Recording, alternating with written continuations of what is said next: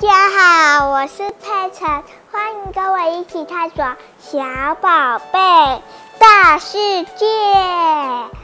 告诉你们一个秘密哦，我爸爸睡觉的时候会打呼噜，有时候像骑摩托车的声音，有时候像猫头鹰的声音，有时候像猫咪肚子饿的声音，好好笑哦。你们知道为什么睡觉的时候会打呼吗？因为人在睡着了以后，全身的肌肉都放松了，嘴巴里的小舌头也会放松下垂，正好挡在了嗓子眼上。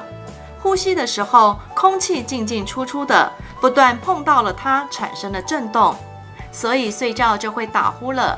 另外，肥胖或者是上呼吸道感染的人也会容易打呼哦。